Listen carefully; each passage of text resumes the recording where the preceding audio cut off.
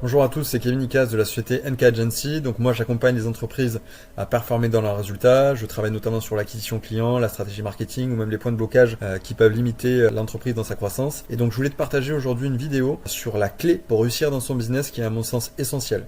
Donc comme tu le sais, chaque vidéo, je vais te partager un maximum de valeur. Ça va être sans filtre, sans montage, pas blindé de marketing comme on peut voir. Vraiment une vidéo one-to-one dans laquelle elle va te permettre de progresser et peut-être d'en apprendre un petit peu plus sur le business. La clé pour réussir dans le business, c'est de savoir où on se situe avec son entreprise pour savoir où on peut aller. D'accord ? De la même manière dans la vie, c'est important de savoir ce que je veux pour savoir ce que je fais. Savoir qui je suis pour savoir ce que je peux faire. C'est le même fonctionnement dans mon business. Et en fait, j'ai identifié 4 business levels, d'accord ? Et à chaque business level, on va essayer d'identifier les solutions pour savoir comment on pourrait optimiser sa stratégie. Donc on va partir dans le business level numéro 1, où on a un mauvais produit, un mauvais marketing. Bon ben là c'est un petit peu catastrophique, parce que là il faut tout revoir. Et finalement quand il faut tout revoir, ben, le mieux c'est parfois de repartir sur quelque chose de nouveau. Parce que souvent optimiser, ça coûte plus cher que de créer, d'accord ?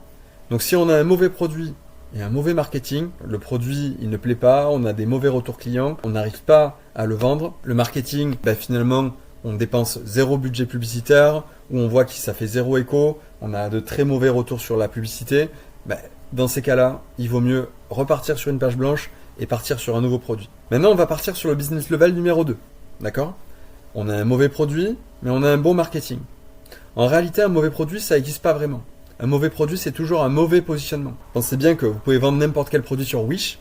La réalité, c'est que le client sait d'emblée que le produit, ce ne sera pas quelque chose qui va apporter une valeur très importante. Et donc, vous allez jouer sur le prix pour finalement essayer d'améliorer la valeur perçue par rapport à la proposition faite par le produit. Donc en fait, un mauvais produit, c'est souvent un mauvais positionnement. Donc déjà, il va falloir recalibrer le positionnement du produit et adapter le marketing pour qu'il soit bien en harmonie avec le marché. D'accord ?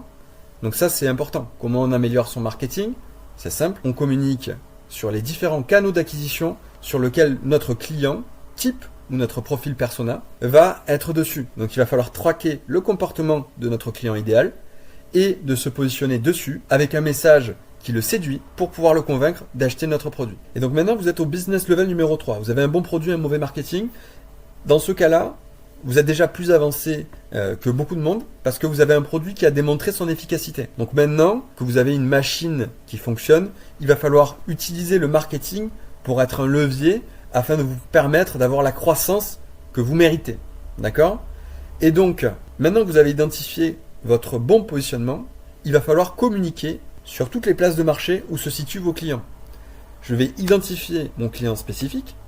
Je vais me dire, voilà, je m'adresse à tel type de client et c'est très important d'être spécialisé parce que c'est ce qui va vous permettre d'une part de toucher les points de douleur du client et donc d'avoir une offre qui fait directement écho à sa tête, d'avoir un prix qui va être plus élevé que la concurrence parce que, étant donné que vous êtes très spécialisé, il y a moins de concurrence sur votre niche et ensuite, ça va vous permettre d'économiser beaucoup en publicité parce que, comme vous allez cibler un fragment de la population, ben, vous n'allez pas dépenser de la publicité pour toucher tout le monde. Et donc vous allez économiser aussi des budgets publicitaires. Et une fois que vous avez déterminé ça, il va falloir se positionner sur chaque place de marché où se situe votre client idéal. Par exemple, s'il va sur Facebook, TikTok, LinkedIn, Instagram, la presse, etc., etc. Et donc nous, on met en place aujourd'hui pas mal de stratégies justement pour les entreprises qui souhaitent performer dans leur acquisition client et qui ont des bons produits, mais un mauvais marketing. Donc félicitations, vous êtes au business level numéro 4. Maintenant, ça veut dire que vous avez un bon produit qui a démontré votre proof of concept.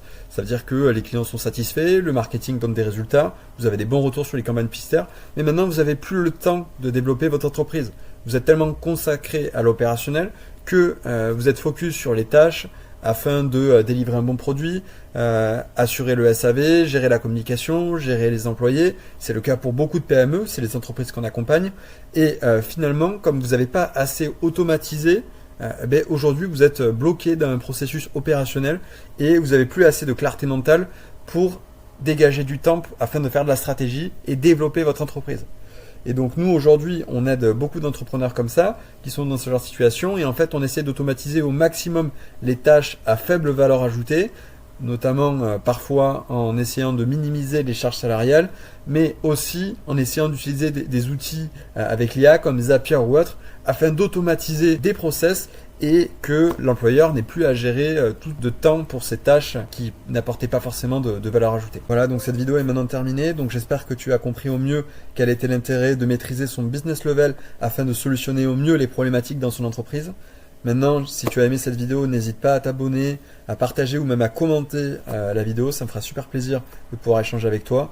Et d'ici là, porte-toi bien pour une prochaine vidéo.